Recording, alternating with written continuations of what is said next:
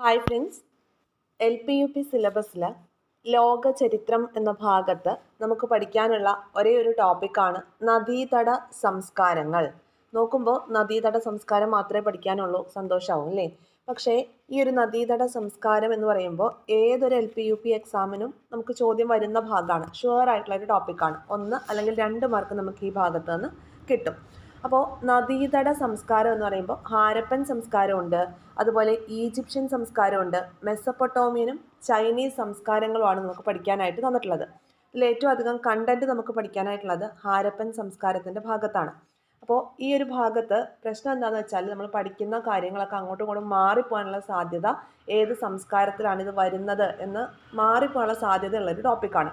എന്നാൽ നമുക്ക് സ്കിപ്പ് ചെയ്യാൻ പറ്റുമോ? അതുമില്ല. ഇതൊരു ഷുവർ ടോപ്പിക്കാണ്, ഒരു ഹോട്ട് ടോപ്പിക് എന്ന് നമുക്ക് പറയാവുന്ന ഒരു ഏരിയ ആണ്. ഇതില്ലാത്ത ഈ ഒരു ഭാഗത്ത് നിന്ന് ചോദ്യങ്ങളില്ലാത്ത ഒരു LP-UP ക്വസ്റ്റ്യൻ പേപ്പർ നമുക്ക് കാണാനായിട്ട് സാധിക്കില്ല. LP ആവട്ടെ UP ആവട്ടെ ക്വസ്റ്റ്യൻ എന്തായാലും വരും. അപ്പോൾ ഇന്നത്തെ ക്ലാസ്സിൽ നമുക്ക് ഈ നദീതട സംസ്കാരവുമായി ബന്ധപ്പെട്ടുകൊണ്ട് ഹാരപ്പൻ സംസ്കാരമാണ് ഇന്നത്തെ ക്ലാസ്സിൽ. അതിൻ്റെ കുറച്ച് ഭാഗങ്ങളാണ് ഇന്ന് പഠിക്കാനായിട്ട് പോകുന്നത്. അപ്പോൾ ഒരു ക്ലാസ് കൊണ്ട് ഹാരപ്പൻ സംസ്കാരം തീരില്ല. ഹാരപ്പൻ സംസ്കാരം എന്ന ഭാഗത്തിലെ പാർട്ട് 1 ക്ലാസ് ആണ് ഇന്ന് നമ്മൾ ചെയ്യുന്നത്. ഓക്കെ, അപ്പോൾ ഹാരപ്പൻ സംസ്കാരവുമായി ബന്ധപ്പെട്ട കുറച്ച് കാര്യങ്ങളാണ് നമുക്ക് പഠിക്കാവുന്നത്. അപ്പോൾ ഹാരപ്പൻ സംസ്കാരത്തെയാണ് എന്ത് പറയുന്നത്? ഇൻഡസ് വാലി സിവിലൈസേഷൻ എന്ന് പറയുന്നത്. എന്താണ്? Indus valley civilisation. Indus valley civilisation എന്ന് പറയുന്നുണ്ട്. അതുപോലെ തന്നെ അതിന് മലയാളം വേർഡ് എന്താണ്? സിന്ധു നദീതട സംസ്കാരം. സിന്ധു നദീതട സംസ്കാരം അല്ലേ? അപ്പോൾ എന്താണ് ഈ സിന്ധു നദീതട സംസ്കാരം എന്ന് പറയാനായിട്ടുള്ള കാരണം? സിന്ധു നദീതട സംസ്കാരം, അതായത് സിന്ധുവും അതിൻ്റെ 5 പോഷക നദികളുണ്ട് അല്ലേ? സിന്ധുവിന് 5 പോഷക നദികളുണ്ട്. അപ്പോൾ സിന്ധുവിൻ്റെ 5 പോഷക നദികളും ഒഴുകുന്ന ഭാഗത്താണ് കൂടുതലായിട്ടും നമ്മുടെ ഹാരപ്പൻ സംസ്കാരം സ്പ്രെഡായി കിടക്കുന്നത്. എന്നാൽ ആ ഭാഗത്ത് മാത്രം ഒതുങ്ങുന്നതാണോ ഹാരപ്പൻ സംസ്കാരം എന്ന് ചോദിച്ചാൽ അതുമല്ല. ഓക്കെ, അങ്ങനൊരു കാര്യമുണ്ട്. അപ്പോൾ സിന്ധുവിൻ്റെ ആ ഒരു പോഷക നദികളുടെയും ഭാഗത്ത് കൂടെയുള്ള അല്ലെ അത് ആ ഒരു ഭാഗത്ത് ചുറ്റിപ്പറ്റിയുള്ള സംസ്കാരമായതിനാൽ അതിനെ ഇൻഡസ് വാലി സിവിലൈസേഷൻ എന്ന് അറിയപ്പെടുന്നു. ഇനി എന്തുകൊണ്ടാണ് ഹാരപ്പൻ സംസ്കാരം എന്നറിയപ്പെടുന്നത്? ഈ ഹാരപ്പയിലാണ് ആദ്യമായിട്ട് ഇങ്ങനെ ഉദ്ഖനനം നടത്തിയിട്ട് നദീതട സംസ്കാരം, ഏറ്റവും ആദ്യത്തെ നദീതട സംസ്കാരമായിട്ട് ഫൈൻഡ് ഔട്ട് ചെയ്തത് ഏതാണ്? ഹാരപ്പൻ സംസ്കാരമാണ്. അപ്പോൾ അതുകൊണ്ട് തന്നെ ഹാരപ്പൻ എന്ന പേര്, ഈ ഹാരപ്പ എവിടെയാണ്? നമ്മുടെ പാകിസ്ഥാനിലാണ്. ഹാരപ്പ പാകിസ്ഥാനിലാണ്. അപ്പോൾ ഈ ഹാരപ്പ എന്ന പേരുള്ള സ്ഥലം പാകിസ്ഥാനിലാണ്. ഓക്കെ, അപ്പോൾ അതുകൊണ്ട് ഇത് എന്ത് പേരിട്ടു? ഹാരപ്പൻ സംസ്കാരം എന്ന് പേരിട്ടു. ക്ലിയർ ആയല്ലോ പറഞ്ഞത്? ഹാരപ്പൻ സംസ്കാരം എന്ന് പേര് വരാനുള്ള കാരണം എന്താണ്? അതുപോലെ തന്നെ സിന്ധു നദീതട സംസ്കാരം എന്ന് പേര് വരാനുള്ള കാരണം എന്താണ്? അതാണ് നമ്മൾ പറഞ്ഞത്. സിന്ധു നദിയുടെയും അതിൻ്റെ പോഷക നദികൾ അല്ലെ കൈവഴികൾ എന്നൊക്കെ നമുക്ക് പറയാം, അതിൻ്റെ തീരത്തെ വിവിധ പ്രദേശങ്ങളും ഒക്കെ ആയിട്ട് ഈ ഒരു സംസ്കാരം നിലനിന്നിരുന്നതിനാൽ അതിനെ നമുക്ക് എന്ത് പറയാം? സിന്ധു നദീതട സംസ്കാരം എന്ന് പറയും. അതുപോലെ ഏറ്റവും ആദ്യം ഫൈൻഡ് ഔട്ട് ചെയ്തത് എവിടെയാണ്? ഹാരപ്പയിലാണ്. ഓക്കെ, പാകിസ്ഥാനിലെ ഹാരപ്പയിൽ നിന്നാണ് നമ്മുടെ ഈ സിന്ധു നദീതട സംസ്കാരത്തിൻ്റെ ആദ്യ തെളിവുകളൊക്കെ ലഭിച്ചത്. അതുകൊണ്ട് അതിനെ ഹാരപ്പൻ സംസ്കാരം എന്നും വിളിക്കുന്നുണ്ട്. പിന്നെ മറ്റൊരു പേരാണ് വെങ്കലയുഗ സംസ്കാരം. വെങ്കലയുഗ സംസ്കാരം എന്തുകൊണ്ടാണ്? വെങ്കലം അവരാണ് ആദ്യമായിട്ട് ഉപയോഗിച്ചു തുടങ്ങിയത്. വെങ്കലയുഗ സംസ്കാരം എന്നറിയപ്പെടുന്നതും ഹാരപ്പൻ സംസ്കാരം തന്നെയാണ്. അപ്പോൾ ഈ പേരുകളൊക്കെ ഒന്ന് ഓർത്ത് വച്ചേക്കാം. ഇനി ഇന്ത്യ പാകിസ്ഥാനിലൊക്കെ ആയി സ്പ്രെഡായി കിടക്കുന്നു നമ്മൾ പറഞ്ഞു. ഏറ്റവും പഴയ സംസ്കാരമാണിത് അല്ലേ? ഏറ്റവും പഴയ സംസ്കാരം, ഇന്ത്യൻ ഉപഭൂഖണ്ഡത്തിലെ തന്നെ ഏറ്റവും ആദ്യത്തെ നാഗരിക സംസ്കാരം എന്നൊക്കെ സിന്ധു നദീതട സംസ്കാരം അറിയപ്പെടുന്നുണ്ട്. അപ്പോൾ നമുക്ക് പറയാം ലോകത്തിലെ തന്നെ ഏറ്റവും പഴയ സംസ്കാരമാണ്. ഏറ്റവും പഴയ സംസ്കാരം, ഏറ്റവും പഴയതാണ് അല്ലേ? അപ്പോൾ ഏറ്റവും പഴയത് എന്ന രീതിയിലൊന്ന് ഓർത്ത് വെച്ചേക്കുക. പിന്നെ നമ്മൾ നോക്കുമ്പോൾ, നമ്മൾ റാങ്ക് ഫയലിലൊക്കെ നോക്കുമ്പോൾ നമുക്ക് കാണാനായിട്ട് സാധിക്കുന്നത് ഈ സിന്ധു നദീതട സംസ്കാരത്തിൻ്റെ ആ ഒരു ഇയർ നോക്കുമ്പോൾ നമുക്ക് കാണാം BCE 2700 ടു BCE 1700 എന്ന് കാണാനായിട്ട് സാധിക്കും. എന്നാൽ ഈ ഒരു ഹാരപ്പൻ സംസ്കാരത്തെ നമുക്ക് 3 ഘട്ടങ്ങളായിട്ട് ഡിവൈഡ് ചെയ്യാം. 3 ഘട്ടങ്ങളായിട്ട് നമുക്ക് ഡിവൈഡ് ചെയ്യാനായിട്ട് സാധിക്കും. അതായത് നോക്കാം, ആദ്യകാല ഹാരപ്പൻ ആദ്യകാല ഹാരപ്പൻ അല്ലെ പൂർവ്വ ഹാരപ്പൻ എന്നൊക്കെ അറിയപ്പെടുന്നുണ്ട്. അപ്പോൾ ഈ പൂർവ്വ ഹാരപ്പൻ അതിൻ്റെ ആ ഒരു ഇയർ എന്ന് പറയുന്നത് BCE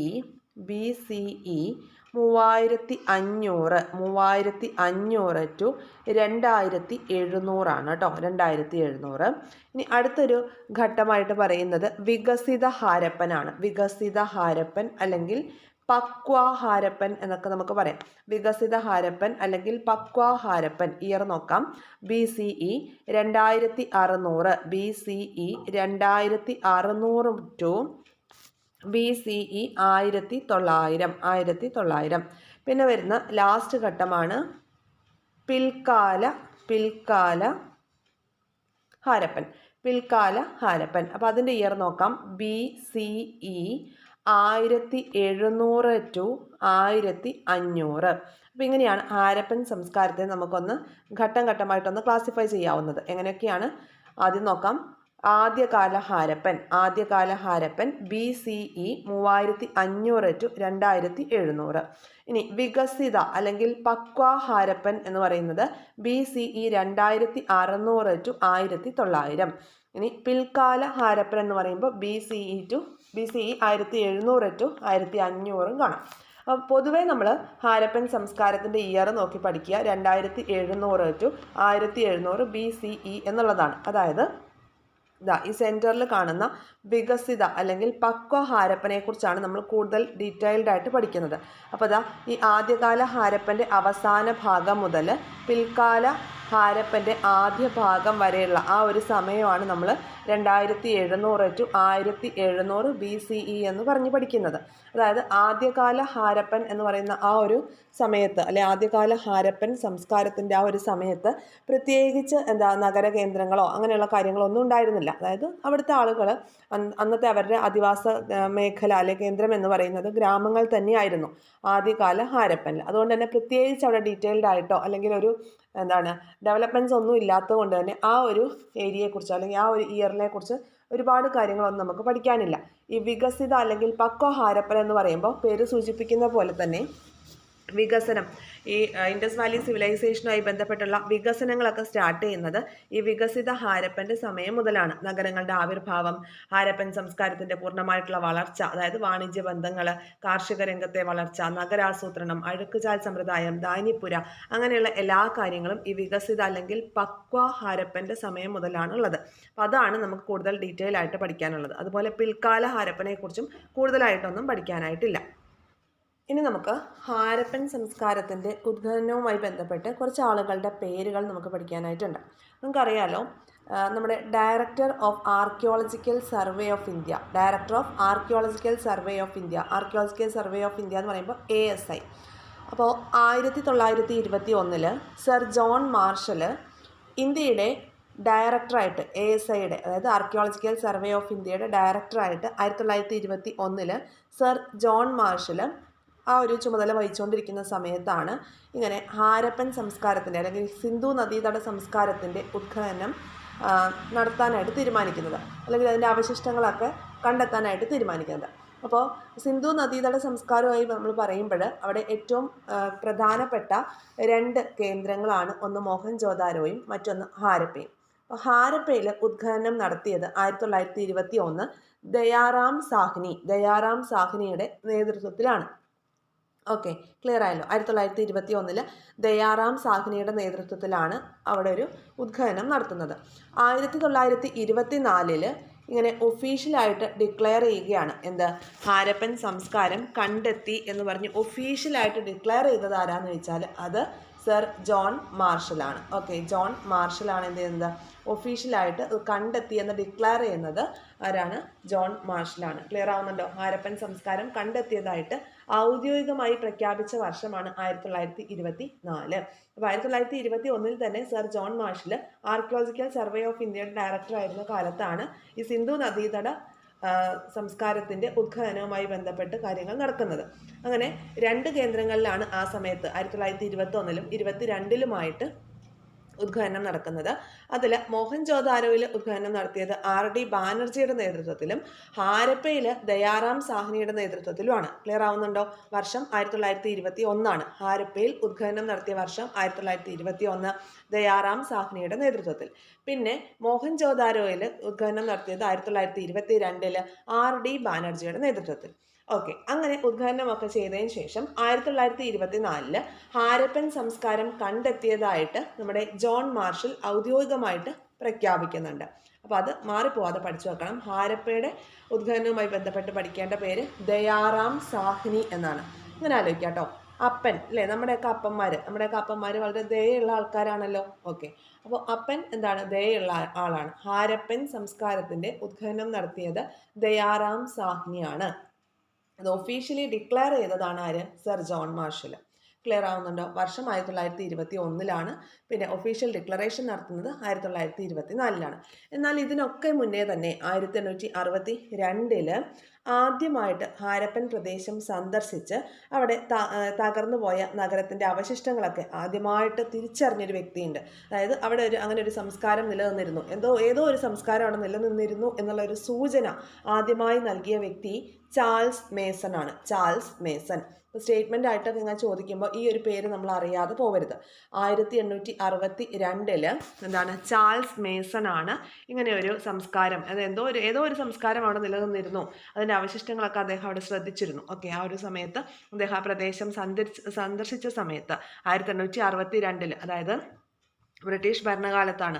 ബ്രിട്ടീഷ് ഭരണകാലത്ത് നമ്മുടെ archaeological survey of India form ചെയ്തത് 1861. ഓക്കെ, ബ്രിട്ടീഷുകാരുടെ ഭരണകാലത്താണ്. അപ്പോൾ 1862 ഈ ചാൾസ് മേസൺ എന്ന് പറയുന്ന വ്യക്തി ഈ പ്രദേശങ്ങളൊക്കെ സന്ദർശിച്ച സമയത്ത് അദ്ദേഹം പറയുന്നുണ്ട്, ഇവിടെ എന്തോ ഒരു സംസ്കാരം ജീവിച്ചിരുന്നതിൻ്റെ അവശിഷ്ടങ്ങളൊക്കെ അദ്ദേഹം ശ്രദ്ധിച്ചിരുന്നു അത്രേ എന്ന് പറയപ്പെടുന്നു. ഓക്കെ, അപ്പോൾ ക്ലിയർ അല്ലേ? ഇനി ഇവിടെ 1-2 പോയിന്റ് കൂടി പറയാം. ആർക്കിയോളജിക്കൽ സർവേ ഓഫ് ഇന്ത്യയുടെ സ്ഥാപകൻ ആരാണ്? Archaeological survey of India, ASI ട്ടോ. ആർക്കിയോളജിക്കൽ സർവേ ഓഫ് ഇന്ത്യയുടെ സ്ഥാപകൻ എന്ന് പറയുന്നത് അലക്സാണ്ടർ കണ്ണിങ്ഹാം ആണ്. അലക്സാണ്ടർ കണ്ണിങ്ഹാം ആണ് ആർക്കിയോളജിക്കൽ സർവേ ഓഫ് ഇന്ത്യയുടെ സ്ഥാപകൻ എന്ന് പറയുന്നത്. അത് സ്ഥാപിച്ച വർഷം 1861. 1861 എന്താ? ആർക്കിയോളജിക്കൽ സർവേ ഓഫ് ഇന്ത്യ സ്ഥാപിച്ചത്. സ്ഥാപകൻ അലക്സാണ്ടർ കണ്ണിങ്ഹാം. ഇദ്ദേഹത്തിന് ഒരു വിശേഷണം ഉണ്ടല്ലോ, അറിയാമോ? ഇന്ത്യൻ പുരാവസ്തു ശാസ്ത്രത്തിന്റെ പിതാവ് എന്നറിയപ്പെടുന്നത് അലക്സാണ്ടർ കണ്ണിങ്ഹാം ആണ് കേട്ടോ. അപ്പോൾ നമ്മുടെ ആർക്കിയോളജിക്കൽ സർവേ ഓഫ് ഇന്ത്യയുടെ ആദ്യകാല ആസ്ഥാനം എന്ന് പറയുന്നത് കൊൽക്കത്തയായിരുന്നു.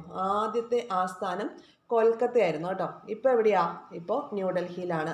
അപ്പോൾ ആദ്യകാല ആസ്ഥാനം കൊൽക്കത്തയും നിലവിൽ എവിടെയാണ്? ന്യൂഡൽഹിയിലുമാണ് എന്ന കാര്യം ഒന്ന് ഓർത്ത് വെച്ചേക്കണം. ഓക്കെ, അപ്പോൾ എന്തൊക്കെയാണ് നമ്മൾ പറഞ്ഞത്? ആർക്കിയോളജിക്കൽ സർവേ ഓഫ് ഇന്ത്യ അല്ലെങ്കിൽ ASIയുടെ സ്ഥാപകൻ അലക്സാണ്ടർ കണ്ണിങ്ഹാം ആണ്. 1861 സ്ഥാപിക്കുന്നത്. ബ്രിട്ടീഷുകാരുടെ ഭരണകാലത്താണ്. ഓക്കെ, അപ്പോൾ ഇന്ത്യയിലെ പുരാവസ്തു പഠനങ്ങൾക്കൊക്കെ നേതൃത്വം കൊടുക്കുന്നത് ആർക്കിയോളജിക്കൽ സർവേ ഓഫ് ഇന്ത്യയാണ്. പിന്നെ ഇന്ത്യയിലെ ഉദ്ഖനന പ്രവർത്തനങ്ങൾക്കും അതുപോലെ പൗരാണിക മൂല്യമുള്ള കെട്ടിടങ്ങൾ സംരക്ഷിക്കുന്നതിനുമൊക്കെ ചുമതലയുള്ള സ്ഥാപനം കൂടിയാണ് ആർക്കിയോളജിക്കൽ സർവേ ഓഫ് ഇന്ത്യ എന്ന് പറയുന്നത്. ഇതിന്റെ സ്ഥാപകൻ അലക്സാണ്ടർ കണ്ണിങ്ഹാം ആണ്. അദ്ദേഹത്തെയാണ് ഇന്ത്യൻ പുരാവസ്തു ശാസ്ത്രത്തിന്റെ പിതാവ് എന്നറിയപ്പെടുന്നത്.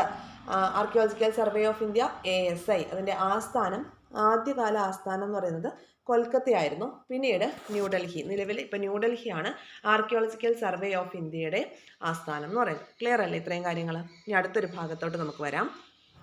ഇനി നമ്മൾ നോക്കാനായിട്ട് പോകുന്നത് സിന്ധു നദീതട സംസ്കാര കേന്ദ്രങ്ങളും അത് സ്ഥിതി ചെയ്യുന്ന രാജ്യങ്ങളും ഒക്കെയാണ് കേട്ടോ.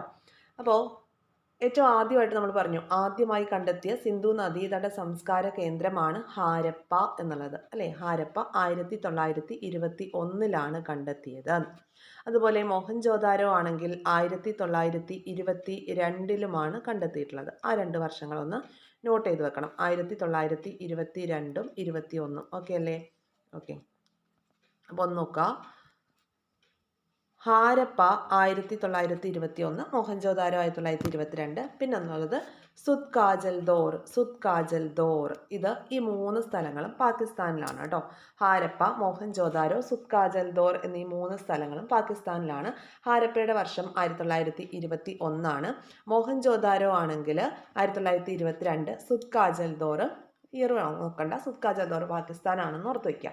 അപ്പോൾ ഇതെങ്ങനെയായി സ്ഥലങ്ങളൊക്കെ നമ്മൾ ഓർക്കുക? ഞാനൊരു കോഡ് പറയാം, നിങ്ങൾക്കത് അക്സെപ്റ്റ് ചെയ്യാൻ പറ്റുമോ എന്ന് നോക്കാം കേട്ടോ. ആ ഒരു കോഡിലൂടെ കിട്ടുമോ നോക്കാം. ഇല്ലാന്നുണ്ടെങ്കിൽ നിങ്ങൾക്ക് നിങ്ങളുടേതായ രീതിയിൽ തന്നെ പഠിക്കാം കേട്ടോ. പാകിസ്ഥാനിലേക്ക് ഒരു ഡോറ് തുറന്നു. ഓക്കെ, നമ്മൾ ഇന്ത്യയുടെ അതിർത്തിയാണ് അല്ലേ, ഇന്ത്യയുടെ അതിർത്തിയിൽ നിന്ന് നമ്മൾ പാകിസ്ഥാനിലേക്കൊരു ഡോറ് തുറന്നു. അപ്പോൾ നമ്മൾ ആരെ കണ്ടു? മോഹനെയും കണ്ടു, മോഹൻ്റെ അപ്പനെയും കണ്ടു. അങ്ങനെ ആലോചിക്കും. പാകിസ്ഥാനിലേക്കൊരു ഡോറ് തുറന്നപ്പോൾ മോഹനെയും കണ്ടു, മോഹൻ്റെ അപ്പനെയും കണ്ടു എന്ന് ആലോചിക്കാം. അപ്പോൾ നമുക്ക് 3 എണ്ണവും കിട്ടും. പാകിസ്ഥാനിലേക്ക് ഡോറ് തുറന്നു എന്ന് പറയുമ്പോൾ സുത് കാജൽ ദോർ ആലോചിക്കണം. പിന്നെ അപ്പോൾ അന്നേരം ആരെ കണ്ടേ? മോഹനെയും കണ്ടു, മോഹൻ്റെ അപ്പനെയും കണ്ടു. മോഹൻജോദാരോ, അതുപോലെ തന്നെ ഹാരപ്പ. ക്ലിയർ ആയല്ലോ. ഇനി അടുത്തത് നമ്മുടെ ഇന്ത്യയിലുള്ള സിന്ധു നദീതട സംസ്കാര കേന്ദ്രങ്ങൾ ഏതൊക്കെയാണെന്ന് നോക്കാം. കുറച്ചധികം ഏരിയാസ് അല്ലെ, കുറച്ചധികം പേരുകൾ നമുക്കിവിടെ പഠിക്കാനുണ്ട്. ഒരു 6ഓളം പേരുകൾ ഈ ഭാഗത്ത് പഠിക്കണം. ഈസി ആയിട്ട് പഠിക്കാവുന്നതേ ഉള്ളൂ. ആദ്യം അലങ്കീർപൂർ എന്ന് പറയുന്നത് ഉത്തർപ്രദേശിലാണ് കേട്ടോ. ഉത്തർപ്രദേശിലാണ് അലങ്കീർപൂർ എന്ന് പറയുന്നത്. കണക്ട് ചെയ്യാൻ പറ്റുന്നതൊക്കെ ഞാൻ പറഞ്ഞുതരാം കണക്ട് ചെയ്യാനായിട്ട്. അലങ്കീർപൂർ ഉത്തർപ്രദേശിലാണ്. എങ്ങനെയാണ് നമ്മളത് കണക്ട് ചെയ്യുന്നത്? നമ്മൾ അലാം വെക്കില്ലേ, അലാം വെക്കുന്നത് വീടിൻ്റെ ഉത്തരത്തിലാണെന്ന് ആലോചിച്ചാൽ മതി. ഓക്കെ, അലാം വെച്ചിട്ട് നമ്മൾ ടൈം പീസിലൊക്കെ അലാം വെക്കൂല്ലേ, ആ അലാം നമ്മൾ എന്നിട്ട് ഉത്തരത്തിൽ കൊണ്ടുപോയി വെക്കും. അപ്പോൾ അലങ്കീർപൂർ ഉത്തർപ്രദേശാണ്, അലാം വെക്കുന്നത് ഉത്തരത്തിലാണ്. ഇനി ബനവാലി ഹരിയാന. ആലോചിക്കുക, ബലമുള്ള വാലുള്ളത് ആർക്കാണ്? ആനയ്ക്കാണ് അല്ലേ. ഹരിയുടെ ആനയ്ക്കാണ് ബലമുള്ള വാലുള്ളതെന്ന് ആലോചിക്കാം. ഇതൊക്കെ നിങ്ങൾക്ക് കണക്ട് ചെയ്യാൻ പറ്റുമെങ്കിൽ മാത്രം ഉപയോഗിച്ചാൽ മതി, ഇല്ലെങ്കിൽ നിങ്ങളുടേതായ രീതിയിൽ പഠിച്ചോളൂ കേട്ടോ. അപ്പോൾ നമ്മൾ പറഞ്ഞു അലങ്കീർപൂർ, അലാം വയ്ക്കുന്നത് എവിടെയാണ്? ഉത്തരത്തിലാണ്. ബനവാലി, ബലമുള്ള വാലുള്ളത് ആർക്കാണ്? ഹരിയുടെ ആനയ്ക്കാണ്, ഹരിയാന. ഇനി അടുത്തത് കാലിബംഗൻ. ഓക്കെ, കാലിബംഗൻ എന്ന് പറയുമ്പോൾ ആരുടെ ബാങ്കാണ് കാലിയായത്? രാജാവിൻ്റെ ബാങ്ക് കാലിയായി, കാലിബംഗൻ അല്ലെ, രാജാവ് കാലിയായി എന്നൊക്കെ ആലോചിച്ചാൽ മതി. കാലിബംഗൻ രാജസ്ഥാൻ. പിന്നെ ഉള്ളത് ലോത്തലാണ്. ലോത്തലും ധോളവീരയും ഗുജറാത്തിലാണ് എന്ന് ആലോചിക്കാം. ഓക്കെ, ലോത്തൽ ധോളവീര ഗുജറാത്താണ്. അപ്പോൾ ഇതിന് എനിക്ക് കോഡൊന്നും കിട്ടിയില്ല. അപ്പോൾ ലോത്തൽ എന്ന് പറയുന്നത് തുറമുഖ നഗരമാണ് കേട്ടോ, തുറമുഖ നഗരമാണ്. അപ്പോൾ എന്താണ്, ഒരു താഴ്ന്ന പ്രദേശത്താണ് അല്ലേ, തുറമുഖം അല്ലേ, അപ്പോൾ താഴ്ന്ന പ്രദേശത്താണ്. അങ്ങനെ എന്ന രീതിയിൽ പറ്റുമോ നോക്കാം.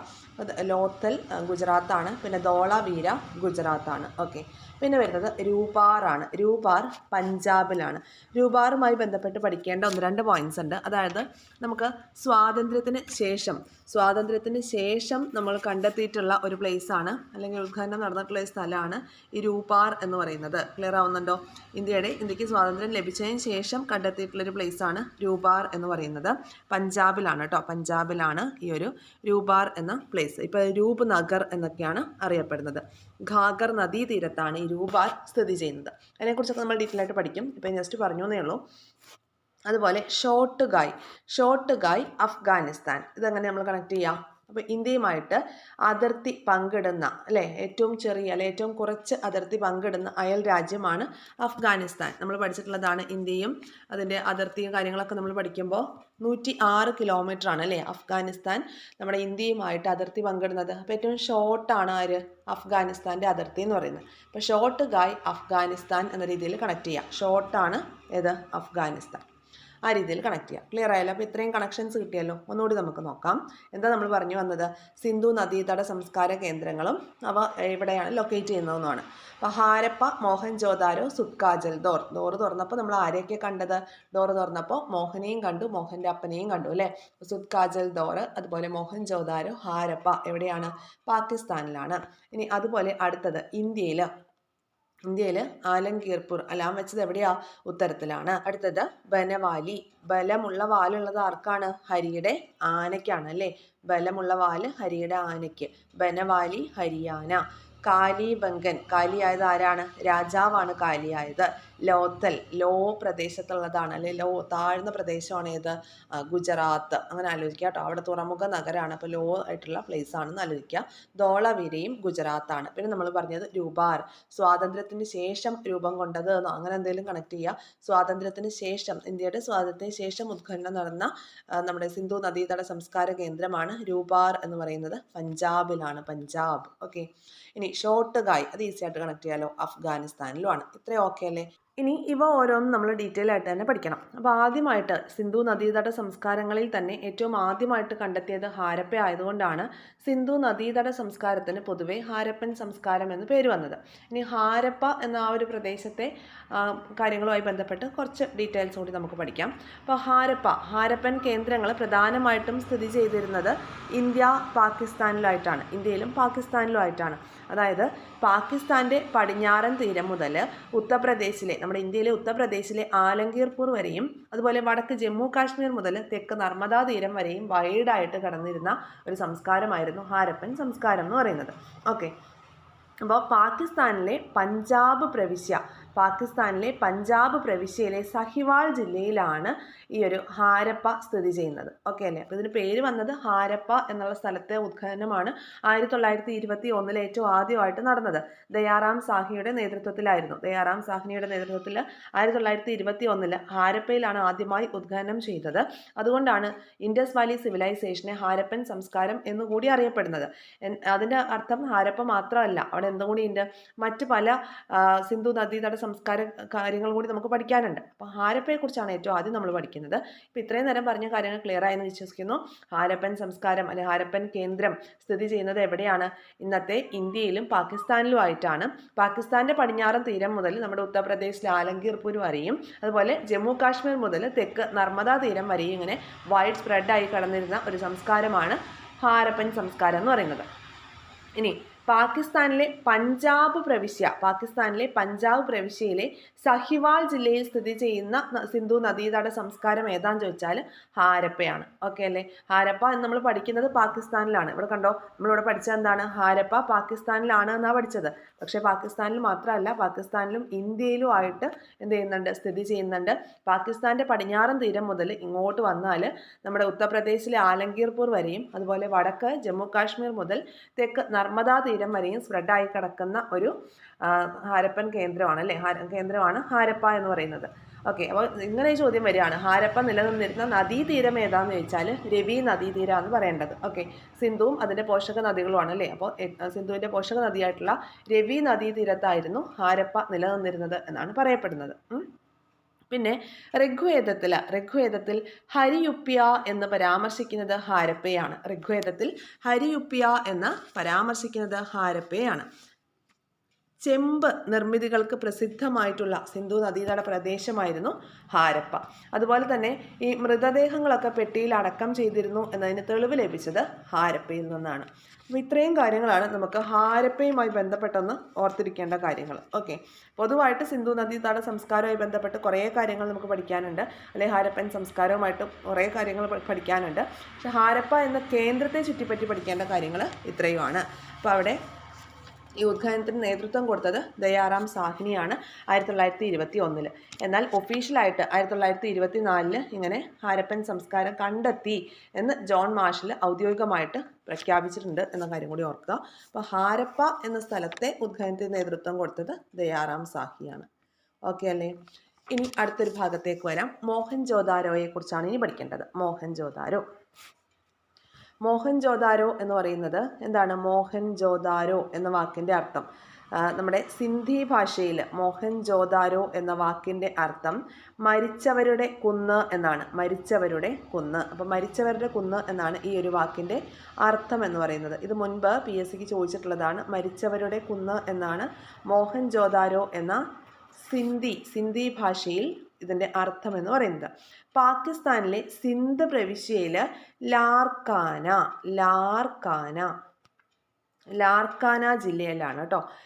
ലാർക്കാന ജില്ലയിൽ കേന്ദ്രീകരിച്ചിരിക്കുന്ന സിന്ധു നദീതട സംസ്കാരമാണ് മോഹൻജോദാരോ എന്ന് പറയുന്നത്.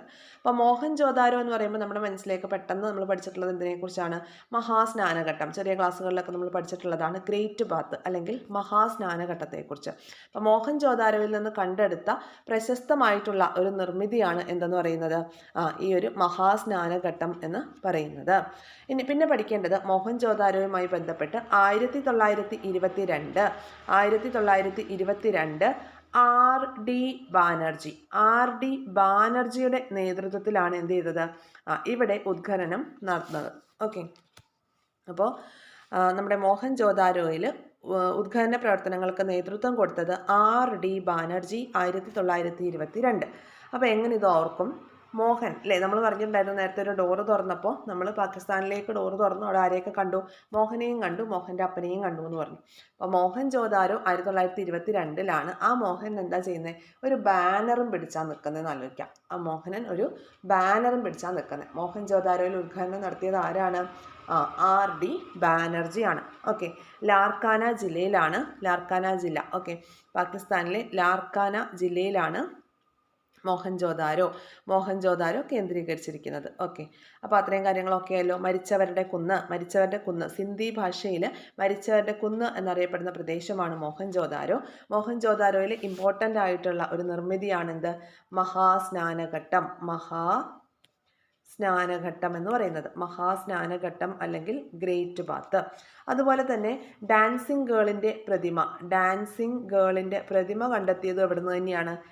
ഈ ഒരു മോഹൻജോദാരോയിൽ നിന്നാണ്. നൃത്തം ചെയ്യുന്ന പെൺകുട്ടിയുടെ വെങ്കല പ്രതിമ, പിന്നെ അതുപോലെ പുരോഹിതൻ എന്ന് കരുതപ്പെടുന്ന താടിക്കാരൻ്റെ പ്രതിമ എന്നിവയൊക്കെ കണ്ടെത്തിയത് മോഹൻജോദാരോയിൽ നിന്നാണ്. അതുപോലെ മോഹൻജോദാരോയിലെ ഏറ്റവും വലിയ കെട്ടിടമായി പറയുന്നത് അവിടുത്തെ ധാന്യപുരയാണ്. ധാന്യപുരയാണ് അവിടുത്തെ ഏറ്റവും വലിയ കെട്ടിടം എന്ന് പറയുന്നത്. അതുപോലെ ലോകത്തിൽ ആദ്യമായിട്ട് അഴുക്കുചാൽ സമ്പ്രദായം ആരംഭിച്ചത് മോഹൻജോദാരോയിലാണ്. ലോകത്ത് ആദ്യമായിട്ട് അഴുക്കുചാൽ സമ്പ്രദായം ആരംഭിച്ചത് മോഹൻജോദാരോയിലാണ്. വെള്ളപ്പൊക്കത്തിൽ നശിച്ചുപോയി എന്നാണ് ഈ ഒരു മോഹൻജോദാരോ എന്ന് പറയുന്ന പ്രദേശം വെള്ളപ്പൊക്കത്തിൽ നശിച്ചുപോയി എന്ന് പറയപ്പെടുന്ന ഒരു സിന്ധു നദീതട പ്രദേശമാണ് മോഹൻജോദാരോ. മോഹൻജോദാരോയെ കുറിച്ച് ഒക്കെയായല്ലോ. എന്തൊക്കെയാണ് നമ്മൾ പറഞ്ഞത്? മരിച്ചവരുടെ കുന്ന് എന്ന അർത്ഥത്തിലാണ് ഈ വാക്ക് ഉപയോഗിക്കുന്നത്. മഹാസ്നാനഘട്ടം, അതുപോലെ വലിയ ധാന്യപുര, നൃത്തം ചെയ്യുന്ന പെൺകുട്ടി, അഴുക്കുചാൽ സമ്പ്രദായം, ഇതൊക്കെ നമുക്ക് മോഹൻജോദാരോയുമായി കണക്ട് ചെയ്ത് ഓർക്കേണ്ട കാര്യങ്ങളാണ്. RD ബാനർജിയാണ് ഇവിടുത്തെ ഉദ്ഘാടന പ്രവർത്തനങ്ങൾക്ക് നേതൃത്വം കൊടുത്ത വ്യക്തി എന്നത്. ഓക്കെ, ക്ലിയർ അല്ലേ? അപ്പോൾ ധാന്യപുര, മഹാസ്നാനഘട്ടം, പിന്നെന്താണ്? കുളിക്കടവ്, പെൺകുട്ടി അല്ലെ, നൃത്തം ചെയ്യുന്ന പെൺകുട്ടി, വെങ്കലത്തിൽ തീർത്ത നൃത്തം ചെയ്യുന്ന പെൺകുട്ടിയുടെ പ്രതിമ, അതൊക്കെ മോഹൻജോദാരോയിൽ നിന്നാണ് ലഭിച്ചിട്ടുള്ളത് കേട്ടോ. അപ്പോൾ ഇത്രയും കാര്യങ്ങൾ ഓർത്ത് വെച്ചേക്കുക. പിന്നെ നമ്മുടെ ഹാരപ്പയിൽ നിന്നും ധാന്യപുര കണ്ടെത്തിയതായിട്ട് പറയുന്നുണ്ട് കേട്ടോ. ധാന്യപുര ഹാരപ്പയിൽ നിന്നും കണ്ടെത്തിയതായിട്ടും പറയുന്നുണ്ട്. അപ്പോൾ അത് റാങ്ക് ഫയലൊക്കെ വാങ്ങിക്കുമ്പോൾ നിങ്ങൾക്ക് ചിലപ്പോൾ അഴുക്കുചാൽ ഹാരപ്പ എന്നും കണ്ടിട്ടുണ്ടാവും. അപ്പോൾ ഹാരപ്പൻ സംസ്കാരവുമായി ബന്ധപ്പെട്ടിട്ട് വരുന്നതാണ്. ഹാരപ്പയിൽ നിന്നും അഴുക്കുചാൽ അതിനുള്ള തെളിവുകൾ ലഭിച്ചിട്ടുണ്ട്. മോഹൻജോദാരോയിൽ നിന്നും ലഭിച്ചിട്ടുണ്ട്. വെള്ളപ്പൊക്കത്തിൽ നശിച്ചു പോയതായി കരുതപ്പെടുന്ന സിന്ധു നദീതട പ്രദേശമാണ് മോഹൻജോദാരോ. ഓക്കെ അല്ലേ? ഇത്രയും കാര്യങ്ങളൊക്കെ. ഇനി നമുക്ക് ലോഥലിനെ കുറിച്ച് നോക്കാം. ലോഥൽ ഓൾറെഡി നമ്മൾ പറഞ്ഞിട്ടുണ്ടായിരുന്നു. തുറമുഖ നഗരമാണ് ലോഥൽ. എവിടെയാണ്? ഗുജറാത്തിലാണ് അല്ലേ? ഗുജറാത്തിലാണ് ലോഥൽ എന്ന് പറയുന്ന സ്ഥലമുള്ളത്. ഗുജറാത്ത്. ഓക്കെ, ലോഥൽ സ്ഥിതി ചെയ്യുന്ന സംസ്ഥാനം ഗുജറാത്താണ്. അതുപോലെ തുറമുഖ നഗരമാണ്. തുറമുഖ നഗരം എന്ന് പറയുമ്പോൾ എന്താണ്? അവിടെ ആയിരിക്കും കച്ചവടങ്ങളുമായി ബന്ധപ്പെട്ട് അല്ലേ, ഈ സിന്ധു നദീതട സംസ്കാരത്തിൽ അല്ലെ അവിടുത്തെ ആ ഒരു ജനങ്ങൾ, സൈന്ധവ ജനത എന്ത് ചെയ്തിട്ടുണ്ടാവുക? കച്ചവടങ്ങൾക്കൊക്കെ ഡിപ്പെൻഡ് ചെയ്തിട്ടുള്ള ഏരിയ എന്ന് പറയുന്നത് ലോഥലായിരിക്കും. അപ്പോൾ അവരുടെ സാധനങ്ങൾ സൂക്ഷിക്കാനുള്ള ഒരു പണ്ടകശാലകൾ, അതുപോലെ വ്യാപാരികളുടെ ഭവനങ്ങളൊക്കെ കൂടുതലായിട്ടും ലോഥൽ പ്രദേശത്തായിരുന്നു. പിന്നെ വരുന്നത് സബർമതി നദിക്കും അതിൻ്റെ പോഷക നദിയായിട്ടുള്ള ഭോഗാവോയ്ക്കും ഇടയിലായി കണ്ടെത്തിയ ഹാരപ്പൻ സംസ്കാര കേന്ദ്രമാണ് ലോഥൽ. അപ്പോൾ ഇത് ഓർത്താൽ മതി. ഹാരപ്പൻ സംസ്കാരം എന്ന് പറയുമ്പോൾ അതിൽ ലോഥലാണ് തുറമുഖ നഗരം. ഓക്കെ, തുറമുഖ നഗരം. ഈ തുറമുഖ നഗരം ഗുജറാത്തിലാണ് സ്ഥിതി ചെയ്യുന്നത്. അപ്പോൾ കപ്പൽശാലകളൊക്കെ കണ്ടെത്തിയത് ഈ ഒരു ലോഥലിലാണ്. അതുപോലെ ഇവരുടെ കച്ചവടവുമായി ബന്ധപ്പെട്ടിട്ടുള്ള പണ്ടകശാലകളും വ്യാപാരികളുടെ ഭവനങ്ങളുമൊക്കെ ലോഥൽ എന്ന പ്രദേശത്താണ്. ഓക്കെ, ഇനി കാലിബംഗൻ നമ്മൾ പറഞ്ഞിട്ടുണ്ടായിരുന്നു അല്ലേ? എവിടെയാണ് നമ്മൾ പഠിച്ചിട്ടുണ്ടായിരുന്നു? രാജാവല്ലേ കാലിയായത്. അപ്പോൾ കാലിബംഗൻ എന്ന് പറയുന്നത് രാജസ്ഥാനിലാണ്. കാലിബംഗൻ രാജസ്ഥാനിലെ പ്ലേസാണ് കാലിബംഗൻ എന്ന് പറയുന്നത്. കറുത്ത വളകൾ എന്നാണ് ഇതിൻ്റെ അർത്ഥം. കാലിബംഗൻ്റെ അർത്ഥം കറുത്ത വളകൾ എന്നാണ് കേട്ടോ. കറുത്ത വളകൾ എന്നാണ് കാലിബംഗൻ എന്ന വാക്കിൻ്റെ അർത്ഥം. അതുപോലെ ഇവിടെ പഠിക്കേണ്ട ഒരു ഇമ്പോർട്ടൻറ്റ് പോയിന്റ് വരുന്നത്, ഈ നമ്മൾ സിന്ധു നദീതട സംസ്കാര കേന്ദ്രങ്ങളൊക്കെ പഠിക്കുമ്പോൾ അവിടെ ഡ്രെയിനേജ് സംവിധാനം ഇല്ലാതിരുന്ന നദീതട സംസ്കാരമാണ് കാലിബംഗൻ എന്ന് പറയുന്നത്. കൂടാതെ ഉഴവുചാലിൻ്റെ തെളിവ് ലഭിച്ചത് എവിടെ നിന്നാണ്? ഈ ഒരു ചോദ്യം PSC ചോദിച്ചിട്ടുള്ളതാണ്. ഉഴവുചാലിൻ്റെ തെളിവ് കിട്ടിയ സിന്ധു നദീതട കേന്ദ്രം ഏതാണ്? ഉഴവുചാലിൻ്റെ തെളിവ് ലഭിച്ച ഒരു ഹാരപ്പൻ കേന്ദ്രമായിരുന്നു നമ്മുടെ ഈ പറഞ്ഞ കാലിബംഗൻ. കറുത്ത വളകൾ എന്നാണ് ഈ വാക്കിൻ്റെ അർത്ഥം. ഡ്രെയിനേജ് സംവിധാനം ഇല്ലാതിരുന്ന ഒരേ ഒരു സിന്ധു നദീതട സംസ്കാര കേന്ദ്രമാണ് കാലിബംഗൻ. പക്ഷേ എല്ലാ വീടുകളോടും ചേർന്ന് കുടിവെള്ള ആവശ്യങ്ങൾക്കൊക്കെ ആയിട്ട് കിണറുകളുണ്ടായിരുന്നു. പിന്നെ ഒരു പോയിന്റ് വരുന്നത് ഒട്ടകത്തിൻ്റെ ഫോസിലുകളൊക്കെ കണ്ടെത്തിയിട്ടുള്ള സിന്ധു നദീതട കേന്ദ്രമാണ് കാലിബംഗൻ എന്ന് പറയുന്നത്. ഒട്ടകത്തിൻ്റെ ഫോസിലുകൾ കണ്ടെത്തിയ സിന്ധു നദീതട കേന്ദ്രം കാലിബംഗനാണ്. ഇനി അടുത്തത് രൂപാറിനെ കുറിച്ച് ഓൾറെഡി നമ്മൾ പറഞ്ഞു. എന്താണ് രൂപാർ? നമ്മൾക്ക് ഇന്ത്യ സ്വാതന്ത്ര്യമായതിനു ശേഷം കണ്ടെത്തിയിട്ടുള്ള ആദ്യത്തെ സിന്ധു നദീതട കേന്ദ്രമാണ് രൂപാർ എവിടെയാണ്? പഞ്ചാബിലാണ് അല്ലേ? പഞ്ചാബിലാണ്. ഇപ്പോൾ രൂപ്നഗർ എന്നാണ് അറിയപ്പെടുന്നതെന്നൊക്കെ നമ്മൾ പഠിച്ചിട്ടുണ്ടായിരുന്നു അല്ലേ. പിന്നെ മനുഷ്യരോടൊപ്പം നായകളെ കൂടി അടക്കം ചെയ്തതിൻ്റെ തെളിവ് ലഭിച്ച കേന്ദ്രമാണ് രൂപാർ എന്ന് പറയുന്നത്. ഓക്കെ, അപ്പം ശവസംസ്കാര സമയത്ത് അല്ലെങ്കിൽ ആ ഒരു സമയത്ത് മനുഷ്യനോടൊപ്പം നായയെ കൂടി അടക്കം ചെയ്തതിന് തെളിവ് ലഭിച്ച കേന്ദ്രമാണ് പഞ്ചാബിലെ രൂപാർ. ഇന്ത്യ സ്വതന്ത്രമായതിനു ശേഷം കണ്ടെത്തിയ ആദ്യ സിന്ധു നദീതട കേന്ദ്രം കൂടിയാണ് രൂപാർ. ഓർത്ത് വെച്ചേക്കണം. ധോളാവീര ഓൾറെഡി പഠിച്ചതല്ലേ. ധോളാവീര ഗുജറാത്തിലാണ് എന്ന് നമ്മൾ പഠിച്ചു അല്ലേ. ധോളാവീര അപ്പം ഗുജറാത്തിലെ റാൻ ഓഫ് കച്ചിലാണ് കേട്ടോ. ഗുജറാത്തിലെ റാൻ ഓഫ് കച്ചിലാണ് ഏത്? ധോളാവീര എന്ന സിന്ധു നദീതട സംസ്കാര കേന്ദ്രം കണ്ടെത്തിയിട്ടുള്ളത്. ഒരു ദ്വീപിൽ സ്ഥിതി ചെയ്യുന്ന സിന്ധു നദീതട കേന്ദ്രം ഏതാണെന്ന് ചോദിച്ചാൽ ധോളാവീരയാണ്. റാൻ ഓഫ് കച്ചിലല്ലേ. അപ്പോൾ റാൻ ഓഫ് കച്ചിലായതുകൊണ്ടാണ് ഒരു ദ്വീപിൽ സ്ഥിതി ചെയ്യുന്ന സിന്ധു നദീതട കേന്ദ്രം എന്ന് ധോളാവീര അറിയപ്പെടുന്നത്. ഇവിടെ ഏകീകൃത ജലസേചന സൗകര്യം ഉണ്ടായിരുന്നതായിട്ട് പറയപ്പെടുന്നുണ്ട്. ഏകീകൃത ജലസേചന സൗകര്യം ഉണ്ടായിരുന്ന പ്രധാനപ്പെട്ട ഒരു നഗരമായിരുന്നു ധോളാവീര. അതുപോലെ ചോദ്യം ഇങ്ങനെയാണെങ്കിലോ, ഉത്തരായന രേഖയിൽ സ്ഥിതി ചെയ്യുന്ന സിന്ധു നദീതട സംസ്കാര കേന്ദ്രം ഏതാണ്? ഉത്തരായന രേഖയിൽ സ്ഥിതി ചെയ്യുന്ന സിന്ധു നദീതട സംസ്കാര കേന്ദ്രം ധോളാവീരയാണ്. പിന്നെ മറ്റൊരു പോയിന്റ് ഉള്ളത്, ഈ നഗരത്തെ ചുറ്റി ഭയങ്കര സേഫ്റ്റി ആയിട്ട് ഗേറ്റ് സംവിധാനങ്ങളും സുരക്ഷാ സംവിധാനങ്ങളും ഒക്കെ ഉണ്ടായിരുന്ന സിന്ധു നദീതട സംസ്കാര കേന്ദ്രമാണ് ധോളാവീര എന്ന് പറയുന്നത്. സേഫ്റ്റിക്ക് ഇമ്പോർട്ടൻസ് കൊടുത്തിരുന്ന ഒരു ജനതയാണ് ധോളാവീരയിൽ താമസിച്ചിരുന്നത്. ഇനി അടുത്തൊരു പോയിന്റ് പഠിക്കാനുള്ളത് ബനവാലി എന്നും ബൻവാലി എന്നും ഒക്കെ പല ബുക്കിലും കാണപ്പെടുന്നുണ്ട്. ഓക്കെ, അപ്പോൾ ബനവാലി എന്ന് പറഞ്ഞാൽ നമ്മൾ പഠിച്ചു ബലമുള്ള വാലുള്ളത് ആർക്കാണ്? ഹരിയുടെ ആനയ്ക്കാണെന്ന് പഠിച്ചല്ലേ. ഹരിയാന 2-3 പ്രാവശ്യം അങ്ങനെ കേട്ട് കഴിയുമ്പോൾ നമ്മുടെ മനസ്സിലേക്ക് ഓട്ടോമാറ്റിക്കായിട്ട് വരും കേട്ടോ. അപ്പോൾ ഹരിയാനയിലെ ഹിസാർ ജില്ലയിൽ സ്ഥിതി ചെയ്യുന്ന സിന്ധു നദീതട കേന്ദ്രമാണ് ബനവാലി എന്ന് പറയുന്നത്.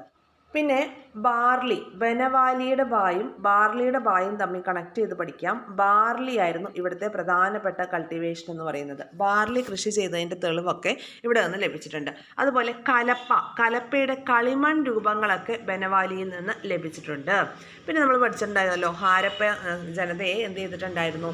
ഹാരപ്പൻ സംസ്കാരത്തിനെ പൂർവ്വ ഹാരപ്പൻ അതുപോലെ തന്നെ വികസിത ഹാരപ്പൻ എന്നൊക്കെ പറഞ്ഞ് ഡിവൈഡ് ചെയ്തിട്ടുണ്ട് എന്ന് പറഞ്ഞു അല്ലേ. അപ്പോൾ ഈ പൂർവ്വ ഹാരപ്പൻ, പക്വ ഹാരപ്പൻ അല്ലെ വികസിത ഹാരപ്പൻ കാലഘട്ടങ്ങളെക്കുറിച്ചൊക്കെ തെളിവുകൾ നൽകിയിരുന്ന ഒരു സ്ഥലമാണ് ഈ ബൻവാലി എന്ന് പറയുന്ന പ്ലേസ്, ഹരിയാനയിലെ ബനവാലി. അപ്പോൾ ഇന്നത്തെ ക്ലാസ്സിൽ നമ്മൾ പഠിച്ചത് ഹാരപ്പൻ സംസ്കാരത്തെക്കുറിച്ചാണ് അല്ലേ. ഹാരപ്പൻ സംസ്കാരത്തിൻ്റെ കുറച്ച് ഭാഗം മാത്രമേ ആയിട്ടുള്ളൂ, ഇനിയും ഉണ്ട് നമുക്ക് പഠിക്കാൻ.